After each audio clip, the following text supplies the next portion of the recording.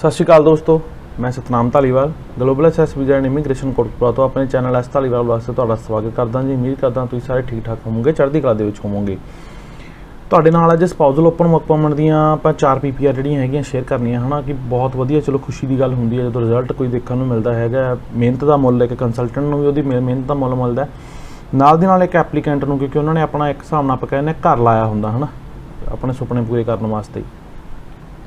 But बहुत सारे cases दे विच हुंदा की है कि नंबर ऑफ एप्लीकेंट्स जिहड़े हुंदे आ उस चीज़ नूं लैके थोड़ा जिहा पैनिक हो जाते हैं कि भाई साडा बनू की, क्योंकि बहुत सारे केसिस है जो देखने को मिले जिन्हों का हजे इंटरव्यू रिकमेंडेड आ रहा। 2020 के भी 2-4 केसिस जिहड़े हैगे उन्होंने मैनूं कॉल आई। मेरे खुद दे जिहड़े हैगे आपां कह सकते हैं कि 2 केसिस ने मार्च वाले, बट उन्होंने एमपी इनकुआरी भी उन्होंने हजे तक कुछ नहीं आपां कह सकते पता लग्या, या उनके कैप्स नोट के भी कुछ नहीं। तो आपां एक उम्मीद जी जता सकते हैं या तो रिजल्ट दे देंगे तो या आपां कह सकते हैं कि इंटरव्यू रिकमेंडेड हो सकता। ठीक है जी। सो तुहाडे नाल पहले केस की जी टाइमलाइन जी हैगी मैं शेयर करदा, जिहदे हैगा कि आपां उहदी जिहड़ी एप्लीकेशन सबमिट की सी, जी 12 अक्तूबर 2021 नूं इन्हां दी एप्लीकेशन सबमिट की सी। ठीक है जी। फ्रैश केस सीगा इस वीर दा, क्योंकि इहदे वाइफ जिहड़े हैगे वो मे इनटेक दे विच गए सीगे। ठीक है जी 2021 दे विच। तो उस तो बाद जिहड़ा हैगा जिहड़े बायोमैट्रिक हैगे वो इन्हां दे 14 तरीक नूं जिहड़े बायोमैट्रिक आपां करवाए सी। तो उस तो बाद इन्हां दे जिहड़े हैगा कोई भी लाइक डॉक्यूमेंट जिहड़ा हैगा इन्हां तो नहीं मंगिया गया, ना ही इन्हां तो कोई डॉक्यूमेंटेशन की रिक्वायरमेंट दोबारा की गई, ना ही इन्हां तो कोई इदां दा पेपर दोबारा मंगिया गया जां इन्हां दे वाइफ का या इन्हां दा अपना खुद का। सो डायरैक्टली जिहड़ी हैगी आ कल 2 तरीक दे विच आपां जिहड़ी इहदी पासपोर्ट सबमिशन की रिक्वेस्ट जिहड़ी हैगी रिसीव हुई है। ठीक है जी। नैक्सट केस की आप गल कर लीए जी, वो केस आप अप्लाई किया सितंबर 18 2021 के आप केस अप्लाई किया जी। ठीक है जी। जिहदे बायोमैट्रिक 21 सितंबर 2021 नूं होए सीगे चंडीगढ़ में। इन्हें बायोमैट्रिक के वीर अपना करवा के आया सी। सेम केस आ इन्हां दा। इन्हां दे वाइफ भी जिहड़े हैगे अपने मे इनटेक दे विच गए सीगे। ठीक है जी। तो इस केस के थोड़ी जी एक चीज़ देखने वाली सी, क्योंकि ये वीर ने अपना कला एग्रीकल्चर शो किया हुआ सी, जिहदे विच कोई डेयरी फार्मिंग नहीं है, कोई जॉब नहीं है, कोई अदर बिजनेस नहीं है, कला एग्रीकल्चर का बिजनेस शो किया सीगा। सो उहदे नाल सपोर्टिंग डॉक्यूमेंट प्रॉपर लगा के प्रॉपर उनकी स्टेटमेंट नूं मेनटेन करके जिहड़ियां हैगियां चीज़ां लगाईयां गईयां ते इहदे वीर दी जिहड़ी हैगी आपां नूं कल दी डेट दे विच जिहड़ी पासपोर्ट सबमिशन की रिक्वेस्ट जिहड़ी हैगी रिसीव हुई है। ठीक है जी। सो थर्ड केस की आप गल कर लैंदे। थर्ड केस आप अप्लाई किया अगस्त 13 2021 नूं आपां केस अप्लाई किया सीगा जी। रिफ्यूज केस सी पहला एक बार पहला उनकी रिफ्यूजल आई सी फाइनैंशियल स्टेटस एंड फंड की वजह करके, क्यों क्योंकि इस वीर ने जोड़ा है अपना डेयरी फार्मिंग एंड एग्रीकल्चर जोड़ा है शो किया हुआ सी इनकी फाइल दे विच। सो उस बिहाफ से बट इनके कंसलटेंट ने जोड़ा है मना करता है कि मैं तो फाइल नहीं जी हैगी देनी। सो उनकी फाइल जी हैगी आपको विद कैप्स नोट अप्लाई करके जी हैगी एम्बेसी तो कढ़ानी पई, क्योंकि रीजन उत्थे बन जाता है क्योंकि एक नवे कंसलटेंट उस तो बाद पता नहीं होंदा कि उहदे विच पहलां तुहाडा रैकड बनिया की है। ठीक है। सो इस वीर की आप फाइल लगाई जो इनकी लाइक रिफ्यूजल तो बाद इनकी आप दोबारा फाइल जी है अगस्त के आप इनकी अप्लाई की फाइल। बायोमैट्रिक इनके ऑलरेडी डन होए हुए थे। मैडिकल भी इन्हों का अपफ्रंट लगाया, पहले वाले 2 केसिस का भी मैडिकल अपफ्रंट से, इन्हों का मैडिकल भी आप अपफ्रंट लगाया। ठीक है जी। सो इन्हों तो भी वीर तो कोई डॉक्यूमेंटेशन की डिमांड नहीं की गई। सीधी कल की डेट के इनकी आपको पासपोर्ट सबमिशन की रिक्वेस्ट जी हैगी रिसीव हुई आ। और इस वीर का एक स्पैशली चीज़ ये है कि अप्रैल के लास्ट मंथ इनके वाइफ की स्टडी जी हैगी खत्म हो चुकी है, तो अगस्त तक जोड़ा है इन्हों का जिन्होंने आप कह देना स्टडी परमिट जोड़ा है वो पिया है अगस्त तक लास्ट मंथ अपने इनकमिंग मंथ के जोड़ा है स्टडी परमिट पिया होया, और अप्रैल के जी हैगी इनकी स्टडी जी हैगी खत्म हो गई है।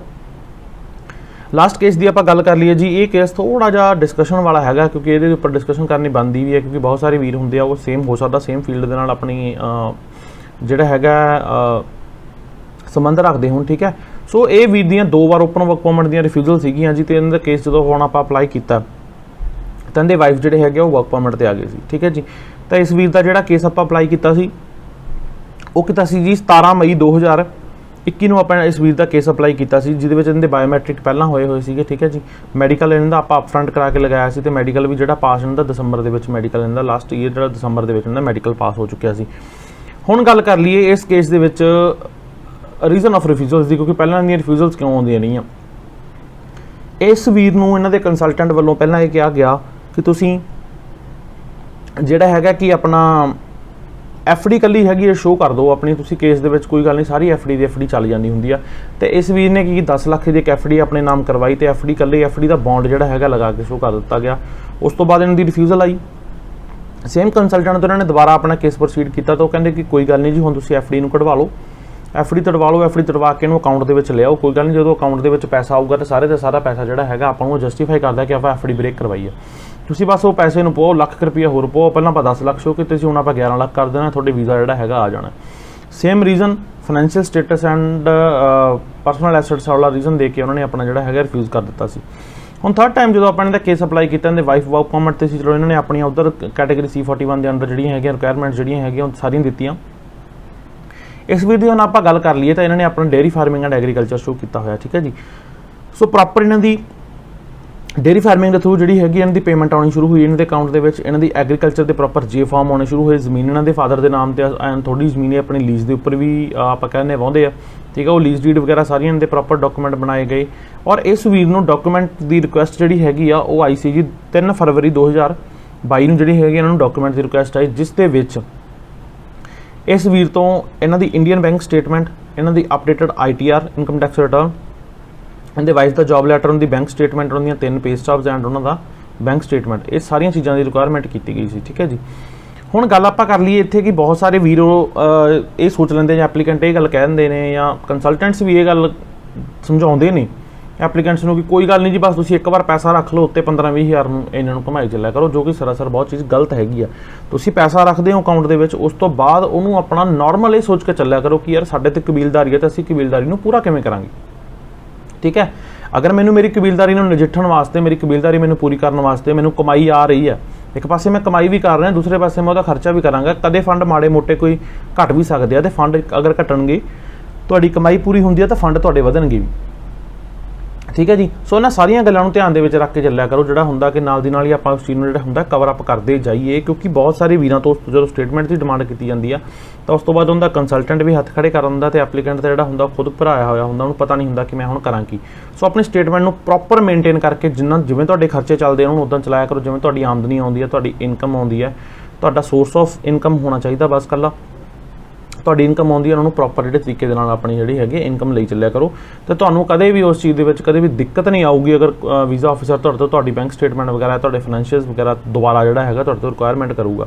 जिवें आपां इस वीर दी गल कर लईए इहदे फैबररी दे विच, ठीक है जी, फैबररी दे विच इन्हां तो दोबारा जिहड़ी हैगी अकाउंट स्टेटमेंट मंगी गई और लास्ट ईयर नवंबर दे विच इन्हां ने झोने जे फार्म जिहड़े हैगे इन्हां कोल आए सी, इन्हां ने अपना खर्चा भी कीता, पेमेंट थोड़ी जी वध गई, ठीक है जी, उन्नी पेमेंट इन्होंने रखी अपने डेयरी के बेसिस पर इन्हों की इनकम आ रही है, एग्रीकल्चर की इनकी इनकम आई, तो सारा कुछ जो है पैरल चलता रहा। तो इस तरीके के नाल जिहड़ा है इन्होंने दोबारा जोड़ा है फाइनैंशियल स्टेटस एंड एसेट्स वाला जोड़ा है रीजन जो क्लॉज आप कह सकते हैं जो रख रही सी एम्बेसी बार बार, वो चीज़ क्लीयर अप होकर तो इस वीर की जी हैगी आपको मई 2022 में कल की डेट के आपको स्पाउजल ओपन वर्क परमिट की पासपोर्ट सबमिशन रिक्वेस्ट जी हैगी रिसीव हुई है।